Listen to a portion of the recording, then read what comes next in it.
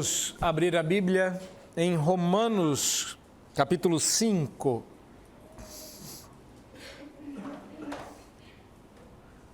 Romanos, capítulo 5, nós vamos fazer a leitura dos versos 15 a 21. Na verdade, eu vou ler todo o capítulo, todo o trecho, melhor dizendo, e vou pedir para que os irmãos prestem atenção de maneira mais específica do 15 em diante, mas eu vou ler a partir do verso de número 12. O verso de número 12 é o contexto do 15 a 21. Ele é o primeiro parágrafo desse pedaço. O segundo parágrafo começa no verso de número 15. A tentação é sempre explicar tudo, mas eu dividi nos dois parágrafos originais. A depender da sua Bíblia, dá uma olhada aí se ela for de papel. Se ela for eletrônica, talvez você não encontre isso. Mas se ela for de papel, você vai reparar que o P de portanto do verso 12 está em negrito. Reparou que a primeira letra está em negrito? E olha só que curioso, o T de todavia do 15 também está. Não é isso? Está assim na Bíblia de vocês?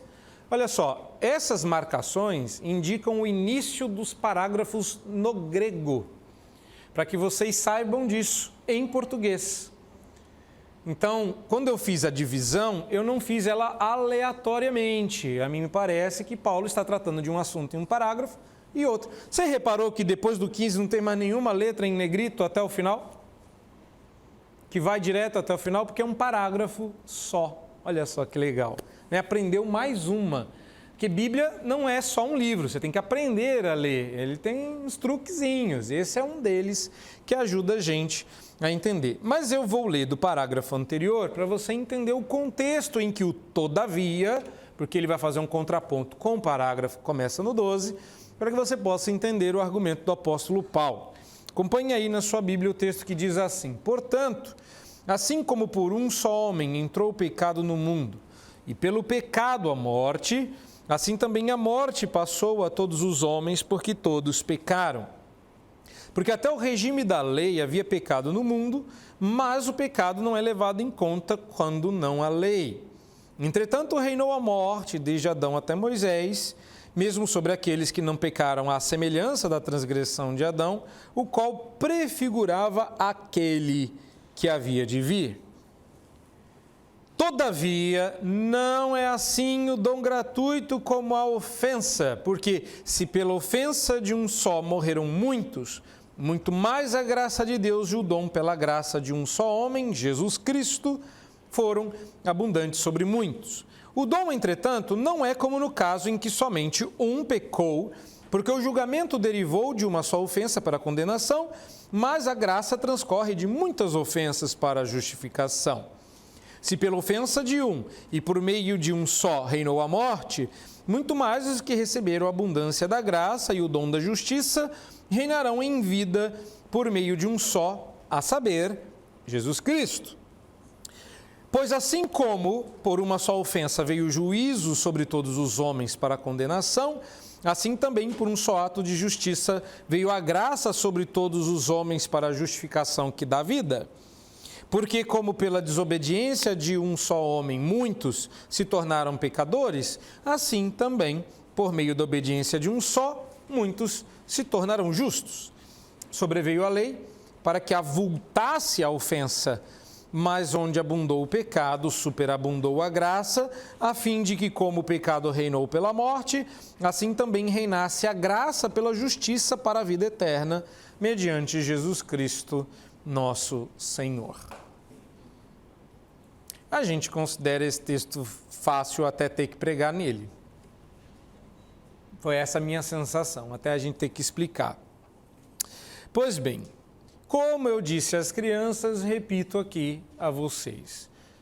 Alguns anos atrás, o mundo conheceu a guerra civil que separou a humanidade em dois grupos, Team Captain e Team Iron Man. E eu acho que vocês se lembram disso. Mas a polarização fictícia, ela é uma projeção da vida real. E eu tentei demonstrar às crianças, como estou tentando demonstrar a vocês, que nós temos uma tendência natural à polarização. Não é um mal do nosso tempo, é um mal do ser humano. Já reparou? direita versus esquerda, meu time versus o seu, nós versus eles, e daí por diante. Você está lembrando de várias polarizações e todas elas muito difíceis de se resolver. Entretanto, a questão que eu creio deveria nos incomodar não é por que polarizamos, mas por que a gente escolhe um lado ou outro, mas por que polarizamos, não é? Por que o ser humano é tão propenso a dividir o mundo em dois e a polarizar, um lado não conversa com o outro? O que há no universo, pergunto, que praticamente estrutura um lado versus o outro? A primeira opção é Deus e o diabo, não é? E com certeza essa última polarização não é verdadeira, porque o diabo não rivaliza com o Criador.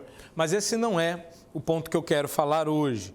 Eu creio que o texto que nós temos diante de nós, eu vou pedir a gentileza que vocês mantenham o texto aberto, vocês não fechem, porque eu vou precisar mostrar um monte de coisa para vocês nesse texto mega difícil e complicado. Antes que você conclua que Paulo ficou senil e começou a repetir, e não chegava em ponto nenhum, eu acho que Paulo está dificultando a vida dos seus leitores que não entendem de cultura hebraica e facilitando para aqueles que conhecem. Então preste bastante atenção. Mas antes da gente chegar lá, eu creio que esse texto tem a explicação do porquê a gente polariza tanto e faz isso quase que instintivamente.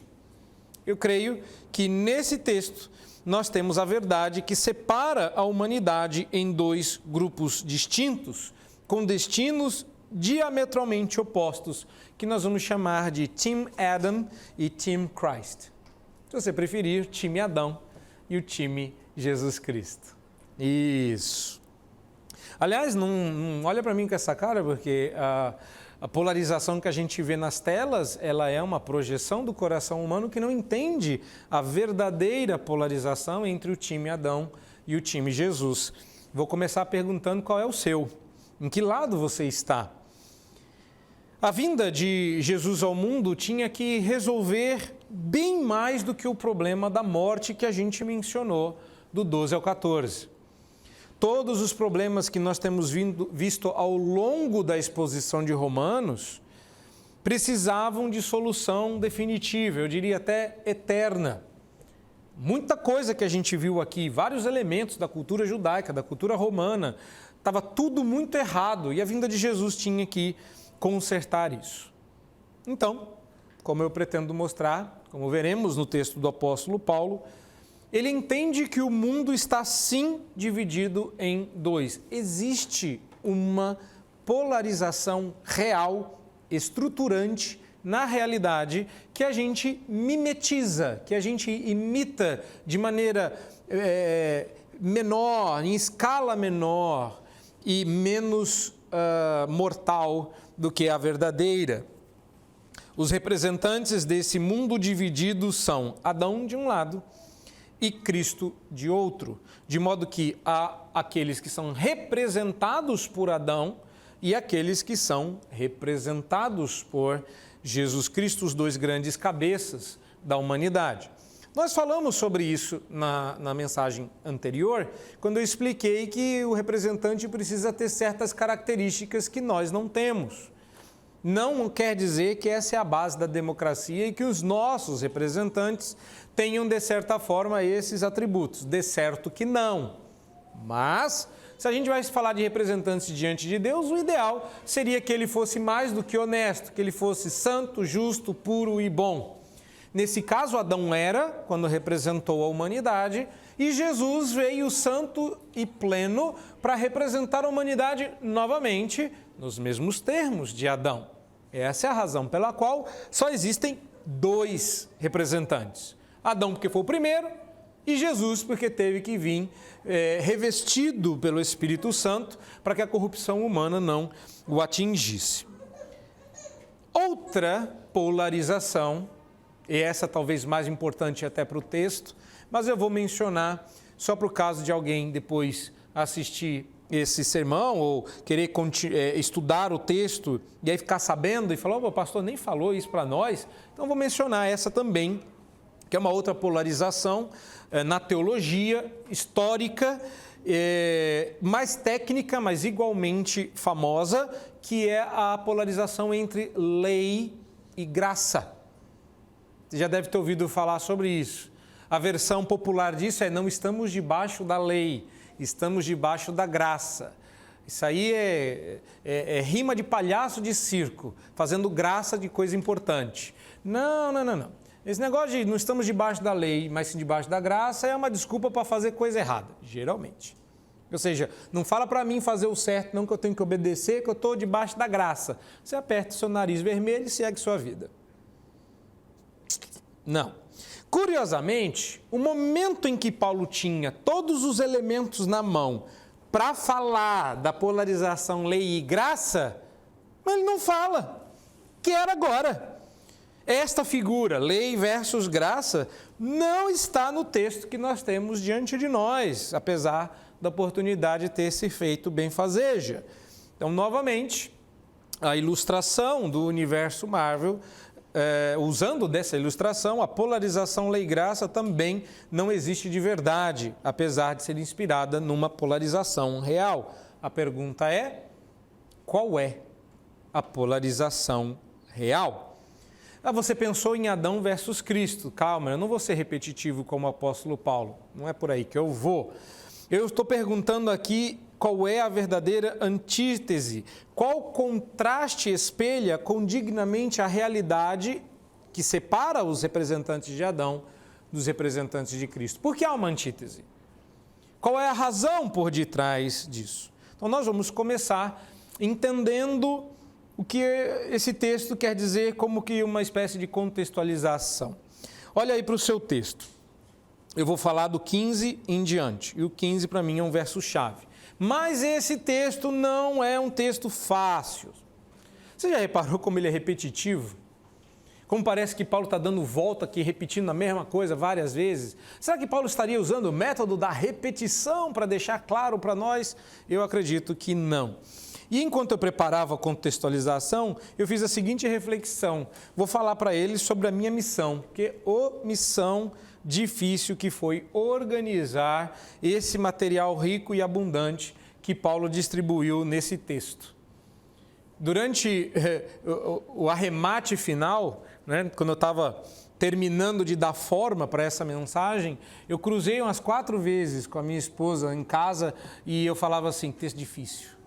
Texto difícil. E aí Deus foi dando graça e no final vocês vão ter o que vocês vão ter. Mas foi difícil. Como agravante, eu mencionei anteriormente, é bom mencionar de novo, o agravante é que Paulo, ele não era só bom na retórica e na lógica grega e romana. Paulo também era um fariseu, lembram disso? Alguém extremamente hábil na literatura hebraica. E assim, falar hebraico, ler hebraico, aprende essa. Quer dizer nada, que você não é expert em hebraico só porque você sabe ler um Ashrei, Raish, Asher. Você decora isso fácil. O problema é que poesia hebraica é cheia de meandros e coisas, e você está perguntando o que eu disse, né? Eu disse as felicidades ou bem-aventurado aquele que não.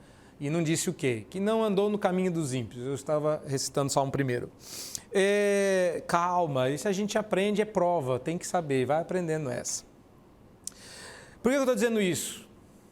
Porque, de repente, o apóstolo Paulo me resolve escrever no melhor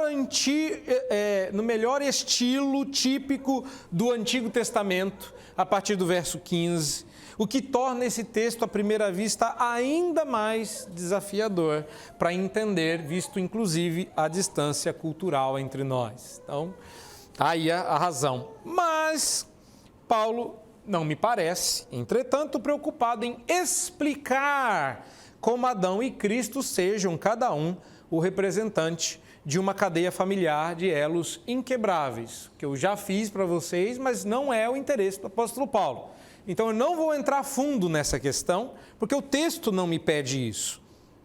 Parece, por outro lado, que ele parte do pressuposto que Adão e Cristo representam a raça humana inteira, de modo que toda a humanidade está dividida em apenas e tão somente em duas categorias. Quais são? Adão e Cristo. Não, preste atenção. Não é só assim, não é simples assim. Essa humanidade está dividida em duas categorias: os que ofenderam a Deus em Adão e os que foram justificados pela graça em Cristo Jesus. Essa é a verdadeira oposição, essa é a verdadeira categoria.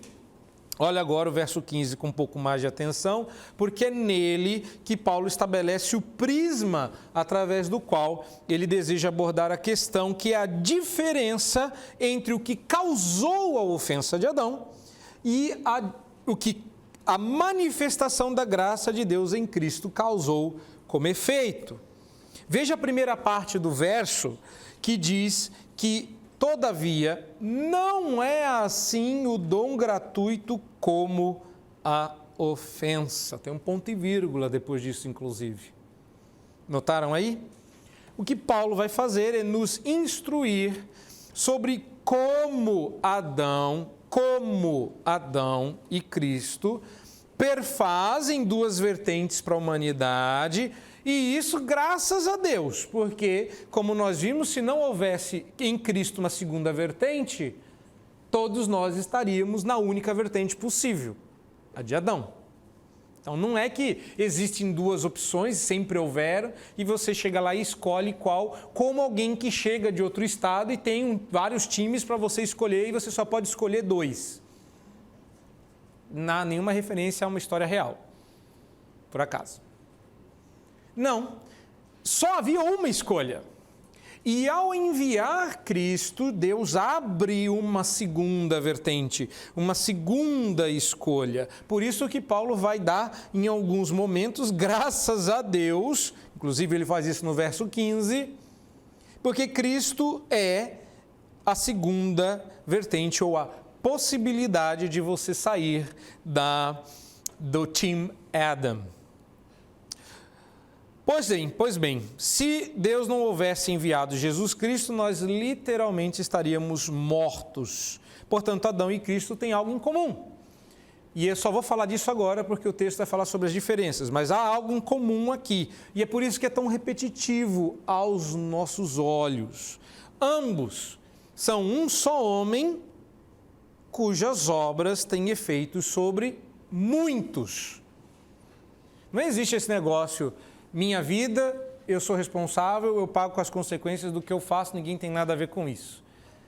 Aqui a gente está percebendo que não funciona assim. O que Adão fez teve consequência para toda a sua posteridade, e o que Cristo fez também. Posteridade, filhos, irmãos. Isaías fala que ele olharia para esse fruto e veria o fruto do seu trabalho penoso e sua posteridade estaria ganhando. Mas isso é outro assunto, outra hora a gente volta nesse texto, Paulo vai ter muita coisa para falar no futuro. Então vai reparando aí, há uma coisa em comum. Adão e Cristo têm algo em comum, uma semelhança. As obras que eles fazem ou fizeram, que recaem sobre todos os que estão abrigados debaixo de suas asas. Então, como começa o verso 16, olha aí, os efeitos que cada um conquistou são bem diferentes. Bem diferentes. Você reparou aí? O dom, entretanto, não é como no caso em que somente um pecou. Volta para o verso 15. Porque nele eu entendo que Paulo deixa estabelecido, graficamente falando, que há semelhanças. Um só homem e sua atitude trouxe semelhança sobre muitos. Observe que mesmo naquilo em que eles são semelhantes, o contraste é gritante. A ofensa de Adão fez morrer a muitos, ao passo que a graça demonstrada em Cristo foi abundante sobre muito mais. Ele vai fazer o contraste entre a ofensa, o pecado e a morte, de um lado, e o dom, graça e vida do outro. A ofensa pecaminosa e mortal fica do lado de Adão, o dom gratuito que dá a vida fica do lado de Jesus Cristo. E o objetivo final do apóstolo Paulo, e calma, porque esse sermão é complicado, o texto é difícil, e eu estou estabelecendo aqui o que a gente vai colocar em cada caso. Então, separando as casinhas aqui. O objetivo final, a mim me parece, do apóstolo Paulo é colocar os dois na balança e demonstrar que no saldo final a graça é proporcionalmente muito mais abundante que o pecado e seus efeitos deletérios. Então você vai ter que colocar Adão e Jesus na balança para você ver de que lado você quer ficar. Daí Paulo retornar à questão dessa de abundância que ele menciona no verso 15, depois ele repete no verso 17, mas que ele fecha no verso 20. Por quê? Porque lá no verso 20 tem aquele texto que vocês também conhecem, onde abundou o pecado, superabundou a graça, que também é usado fora de contexto para justificar que se você é um lascado, Deus vai perdoar, porque quanto mais você peca, melhor é para você.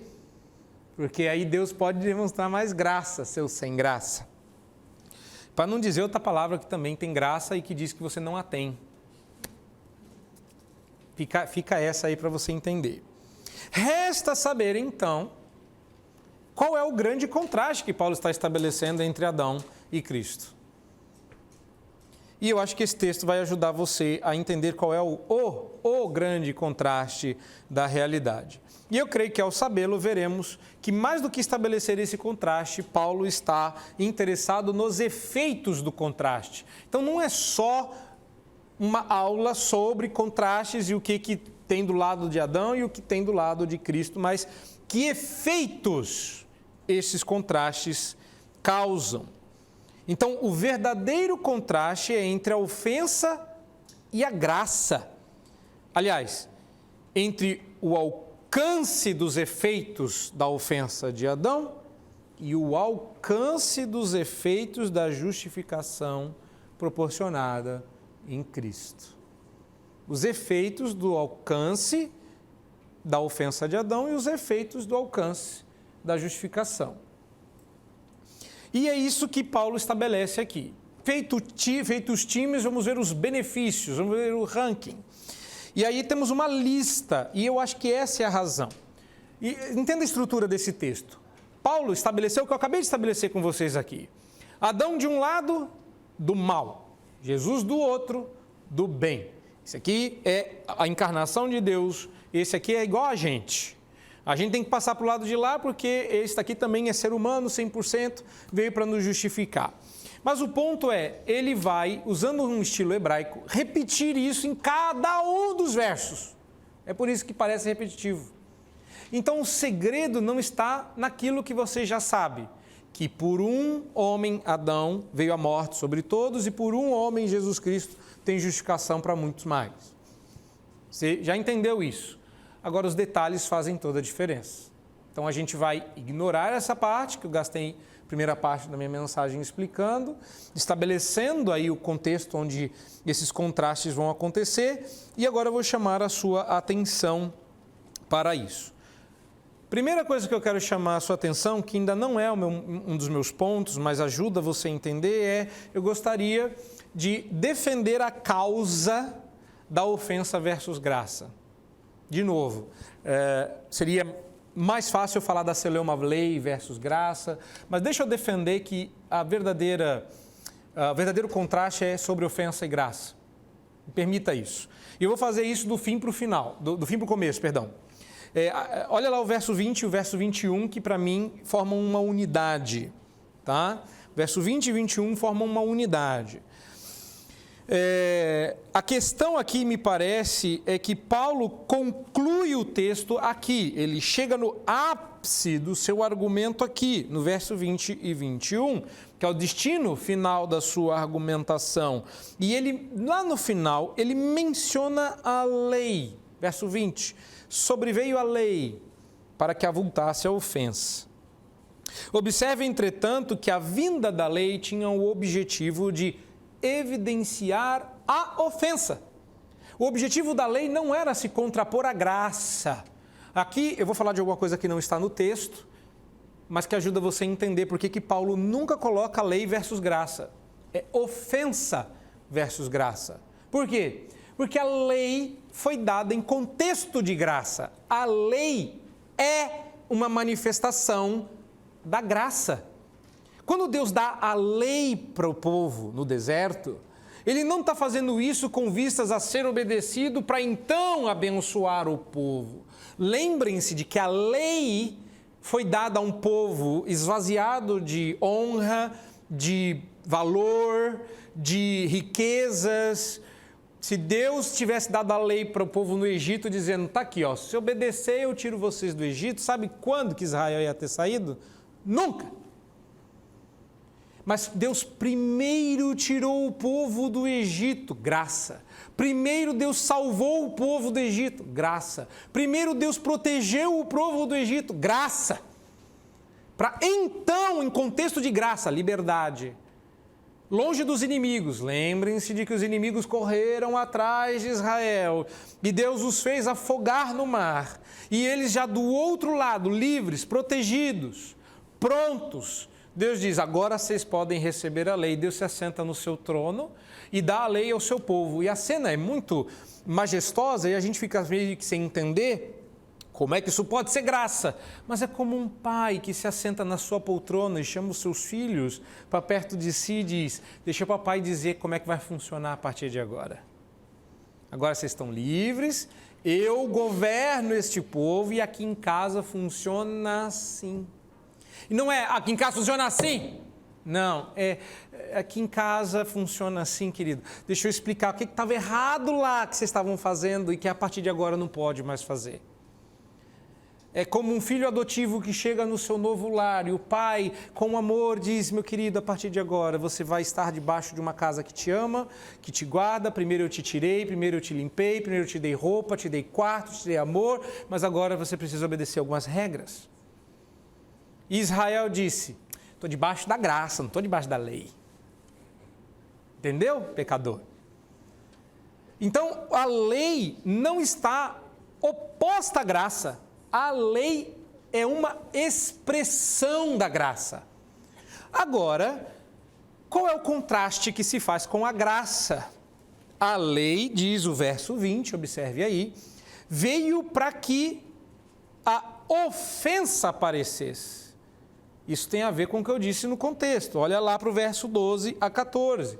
Porque lá no verso 13 ele disse que não tem como a gente contabilizar pecado se não houver lei.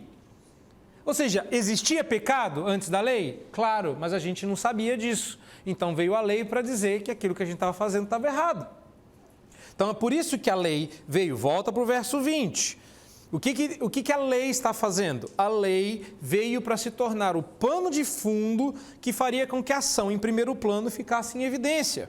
E esta ação de primeiro plano não se daria na ofensa, apesar de prover abundância de pecado, não superou a abundância de graça. A lei veio para deixar claro que o teatro estava com a luz apagada, veio para deixar claro que estávamos no escuro, e aí a luz de Deus brilhou.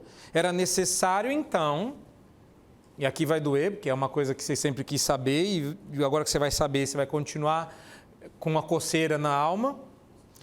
Era necessário que a morte reinasse. Não era só um acidente do destino ou um fato da vida.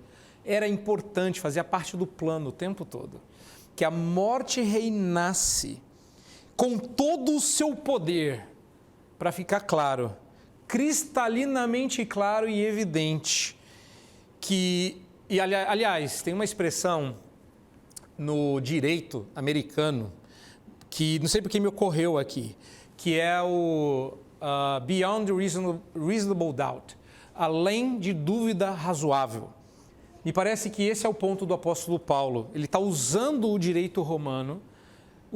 Que louco isso aqui, né? Ele está usando o conceito de direito romano, viabilizando o argumento através de uma poesia hebraica, para dizer que, além de dúvida razoável, Deus demonstrou o poder tal em Cristo que não é comparável ao poder da morte, que ninguém tinha vencido. E apesar de Paulo está tão somente descrevendo a realidade e não argumentando apologeticamente, defendendo essa tese, ele não gasta muito tempo aí e acaba dando a gente algumas dicas, mas ele não está tentando provar isso, ele está, pasmem, partindo desse pressuposto. Então, o que Paulo demonstra é que a graça, cuja demonstração máxima está na pessoa de Jesus Cristo, pessoa e obra, a graça reinará, não entre um espaço de tempo estabelecido entre um marco e outro. Lembra? Reinou a morte desde Adão até Moisés. E Paulo está dizendo assim, mas a graça reinará para sempre. Ela não terá um período. A graça reinará eternamente. A conclusão dos versos 20 e 21 nos deixam antever que a lei foi nada mais do que a lupa que ampliou essa imagem, que nos fez ver com clareza o pecado e a morte e como elas estragaram muito. E como a lei se torna o pano de fundo para mostrar que a graça consertou gloriosamente muito mais. Ofensa versus graça. Então, essa é a minha primeira tese. Eu estou defendendo o ponto aqui que não é lei versus graça, eu disse isso, mas eu acho que existe como defender isso. Paulo começa no verso 15, fecha no verso 20 a 21. Você já lembrou o que isso significa? Paulo está usando aqui o que eu chamaria de mega-quiasmo. Lembra que o quiasmo é uma frase inicial, o importante vem no meio, e ele fecha com uma ideia, não é uma rima tão simples como esteticamente, né? Feijão, João, limão. É a mesma ideia no começo e no fim, formando uma moldura e a parte interna mais importante. Não é exatamente um quiasmo, alguns diriam, mas é uma estrutura hebraica muito próxima do quiasmo que a gente vê aqui. Ou seja, voltando à ideia de que a graça está em oposição à lei, em oposição a pecados, saem pela boca, em oposição à ofensa, e que a lei funciona para deixar isso claro. Bom, estabelecido que o contraste é entre a ofensa e a graça, eu vou rapidamente listar os efeitos da ofensa e os efeitos da graça. Pronto, é isso. Sobre isso que nós vamos falar. Já estamos falando, inclusive. Verso 16. Eu já expliquei o 15, já expliquei o 20 e o 21, agora a gente vai ver o que está no meio. E sim, vocês já repararam aí que se eu estou indo do 16 ao 19, cada um verso é um ponto. Quer ver? Verso 16, qual é o contraste de efeitos que ele está colocando aí? Qual é o efeito da ofensa e qual é o efeito da graça? Primeiro contraste. O primeiro efeito da ofensa é a condenação. O segundo é... segundo não, né? Que é o outro lado. O efeito da ofensa é a condenação, o efeito da graça é a justificação. Está lá no verso 16.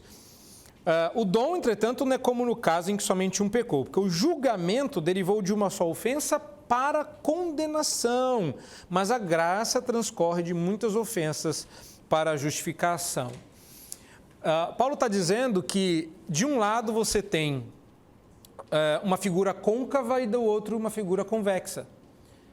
Um peca, muitos saem perdendo. Todos estão perdendo, em um saem ganhando. Ele está mostrando que é exatamente uma antítese, é um contraste. O efeito da ofensa de Adão foi a condenação. Não é simples assim do tipo, agora se eu pegar uma doença eu morro. Não, se você pegar uma doença e morrer, tu vai para o inferno. Esse é o efeito da condenação. Você está culpado e condenado diante de um juiz justo. Deus não está bravinho, ou irado, ou tristinho com o seu pecado. Deus está ofendido. É uma ofensa. E você não pede perdão, porque tu é birrento. Para a gente pedir perdão, Deus tem que ir lá quebrar a gente. Aí, às vezes, a gente não quer muito, a gente é mais casca grossa como Jonas. Aí Deus pega a gente, põe assim na boca, mastigado uns 3 dias. Aí ele cospe a gente na praia e aí? Estou pronto, vamos pregar. Entende? condenação. O primeiro efeito é a condenação. Você está condenado. Você já foi julgado e você está condenado. Agora, óbvio que a gente vai falar do contraste, não dá para gastar muito tempo nisso. Daria para falar muita coisa sobre, mas Paulo não está ocupado em argumentar. Ele está apenas demonstrando que o efeito da ofensa de Adão é a condenação, mas o efeito da graça é a justificação. Um pecado, muitas condenações, muitas ofensas, uma justificação. Então agora você aprende aí alguns antônimos. E o contrário de condenação é justificação. Viu aí o verso 16? Justificação é a maneira de você escapar da condenação. O que Cristo veio fazer foi tornar justo quem não era, justificar, trazer a sua justiça. Aliás, é sobre isso que ele vai falar na sequência, não imediata, mas eu vou trazer aqui porque eu estou organizando o sermão, né? Então eu vou chamar a sua atenção, a fim de manter a linha lógica da minha exposição, o verso de número 18. Olha lá o verso 18, porque ali no verso 18 você tem a base, o que está debaixo do capô da condenação e da justificação. Que o verso 18 deixa claro: uma ofensa, juízo sobre todos. Um ato de justiça, graça sobre todos. Achou isso aí no verso 18? Muito bem, essa é a razão pela qual, por isso que eu disse que Deus não está apenas triste ou bravinho, Ele está ofendido. E o que Adão e sua ofensa fizeram? Trouxeram juízo sobre todos. O que Cristo e sua vida e obra fizeram? Trouxeram graça sobre todos. E o que é que Jesus fez para trazer essa graça? Um ato de justiça. Adão cometeu um ato de injustiça. Qual foi o ato de justiça que Cristo cometeu para nos justificar e trazer graça para nós? Este representado nesta mesa. Morrer na cruz. Morrer a sua morte. Pagar pela sua condenação. É isso que ele veio fazer. Por isso que ele nos representa. Entende que a estrutura está amarrada? Que não é apenas crer em Jesus, que ele veio assim, vou salvar vocês de você mesmo.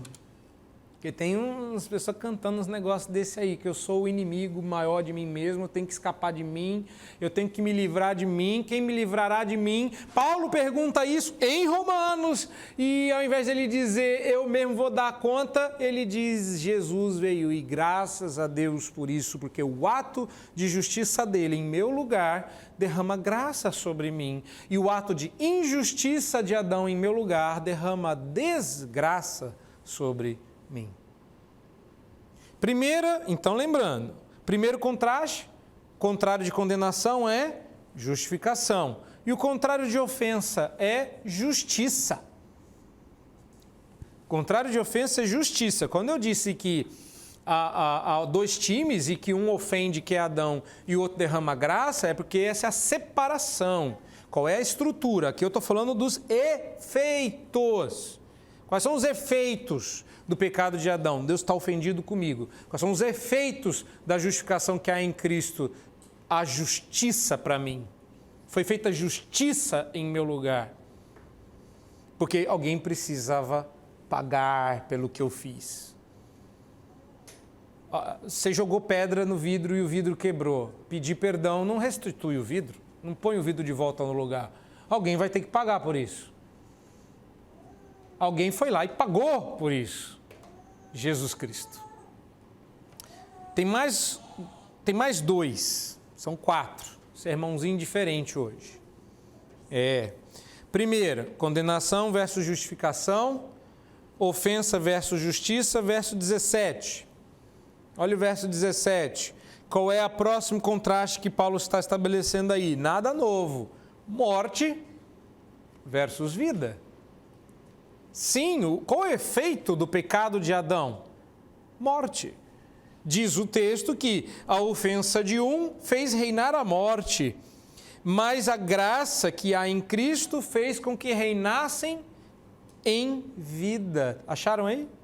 Sim, esse é o contraste. Eu vou dizer uma coisa meio boba, né? Vocês vão achar, mas o contrário da morte é vida. Vocês estão pensando assim, tá, mas isso a gente já sabe. Não, vocês não sabem não. Porque vocês não perceberam a brincadeira que eu fiz aqui. Eu tô com... Desculpa, mas o que eu vou falar assim até meio irreverente, mas eu tô com Satanás na minha orelha dizendo, fala aquilo que você pensou. E eu não quero dizer que a primeira coisa que veio na minha cabeça foi o Shiryu mudando a direção do rio em que ele corria, despertando o cólera do dragão. Eu não vou falar isso, não. Mas eu acho que a ideia de um rio mudando de direção, o que para a sua cabeça é impossível, mas você não percebeu que foi exatamente isso que eu fiz. Eu não falei que o contrário da vida é a morte. Eu falei que o contrário da morte é a vida. Tem toda a diferença, porque vocês acham que vocês estão vivos. Vocês acham que vocês nasceram vivos. Você acha que primeiro a gente vive para depois morrer. E não é disso, não. O contraste que Paulo está dizendo é que todos que nascem em pecado, nascem mortos. Outro dia vocês zombaram de mim que se acordava morto. Pois todos vocês acordaram mortos.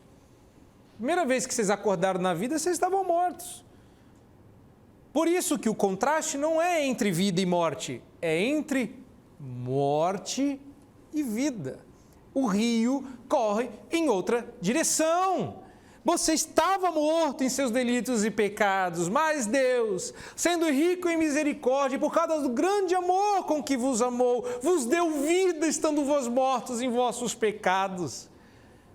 Lembrou? Efésios 2? Pois é isso que Paulo está dizendo aqui. O efeito do pecado de Adão foi a morte. Daí para frente todo mundo acordou no dia seguinte morto. Aí veio Jesus. E aí você creu, você acreditou, isso aí faz sentido. Jesus, gostei disso aí, quero passar para o time de Jesus. A partir de agora você vai acordar vivo. Você pode até não saber disso, como você não sabia antes, mas mudou, porque o contraste é entre morte e vida. Não é essa ordem que Paulo usa aí? Primeiro vem morte, depois vem a vida, porque primeiro veio Adão e depois veio Cristo. Não é a vida levar à morte, mas a morte ser revertida pela vida. Beleza, né? Muito bem, condenação e justificação, verso 16, morte e vida, versos 17, ofensa e justiça, verso 18, e verso 19, desobediência versus obediência. Está lá no verso 19 ou não está? Confere lá. Acho que passamos por todos, né? Verso 19, obediência de um, todos se tornam pecadores. Desobediência, né? Obediência de um, muitos se tornam justos. E aí é que está o papel da lei. Era necessário que a lei de Deus fosse obedecida. Mas não tinha lei no Éden, tinha uma. E a gente já falou sobre isso. O homem desobedeceu à vontade de Deus e a vontade de Deus é a lei. Isso já foi dito, um imperador já disse isso, que ele era a lei.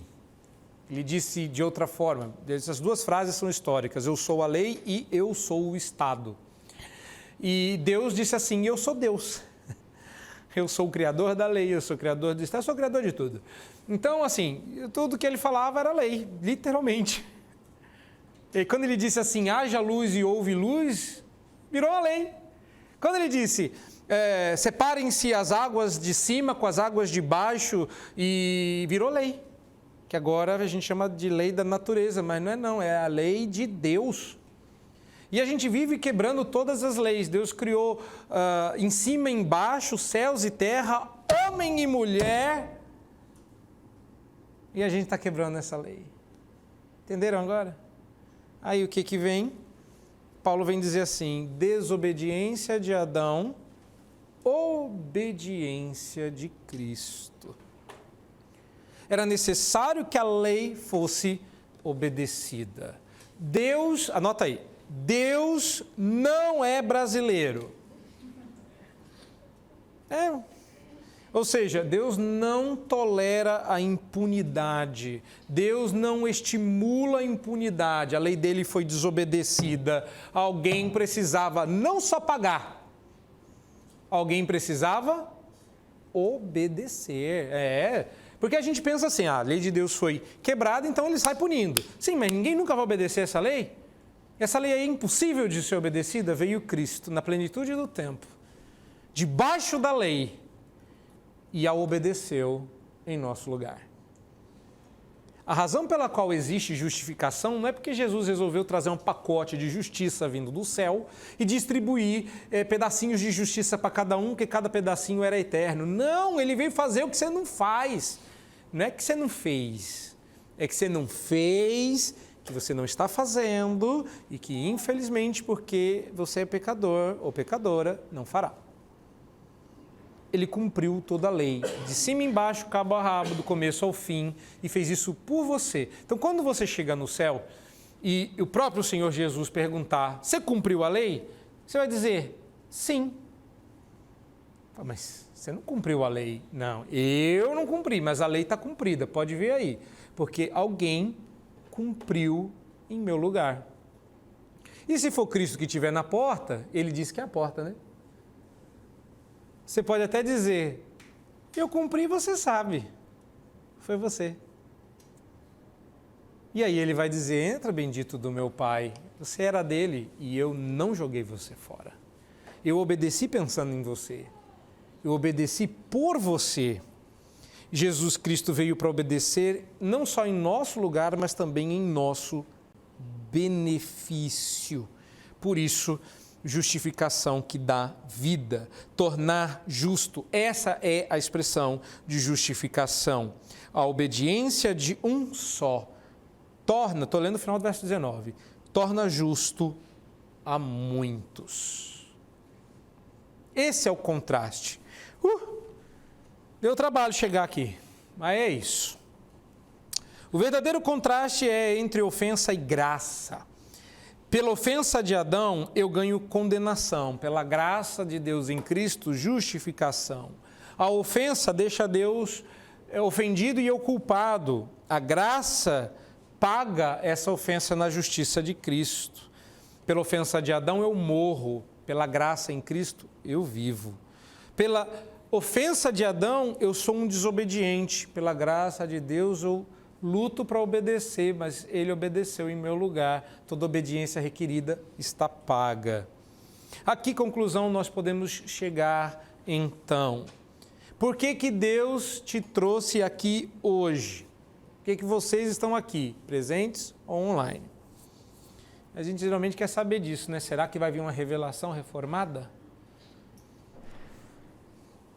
Olha que lá em casa já tem gente crendo nisso.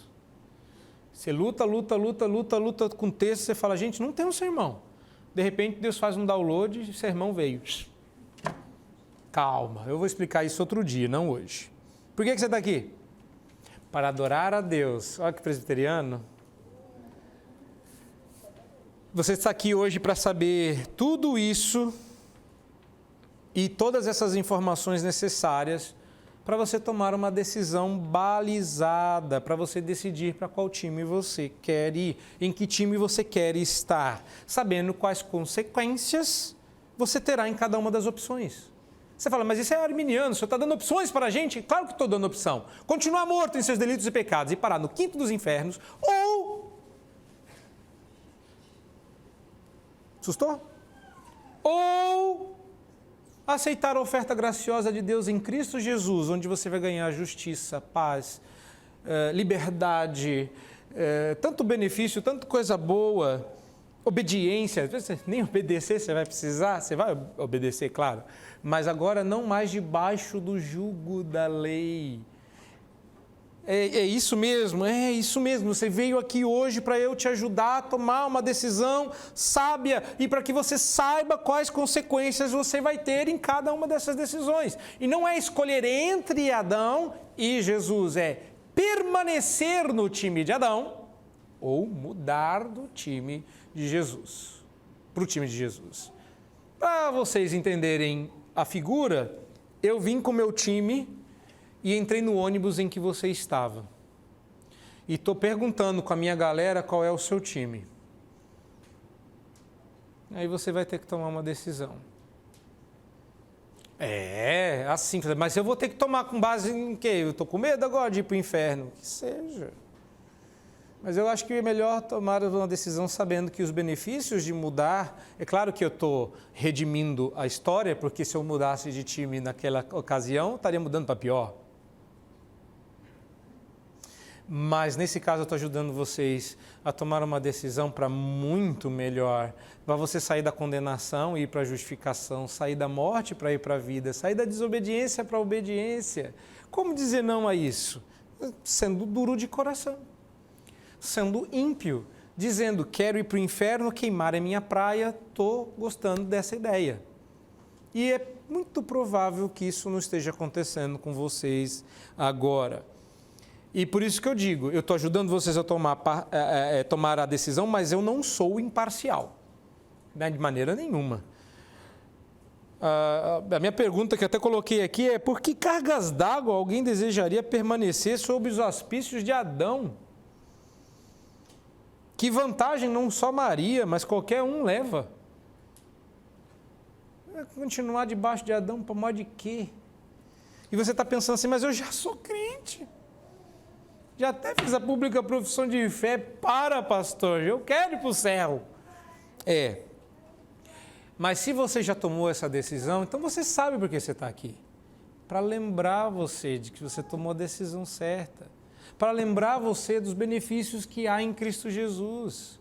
Para tornar você mais grato por aquilo que Deus fez. E que a sua história é a história de todos nós. A gente começa do lado errado. Quando a gente olha para trás e fala, eu estou todo lascado, vim todo perebento, deu ruim, é para que você lembre que o seu passado te condenava, mas Cristo te redimiu. Que era para que a lei deixasse claro as trevas em que você estava, para que a luz de Cristo brilhasse com mais intensidade. Então não é só benéfico e inteligente optar por Cristo. É a única saída. Que Deus nos dê graça para reconhecer, agradecer e experimentar os benefícios que há no lado da graça e rejeitar tudo aquilo que há no lado da ofensa. Amém.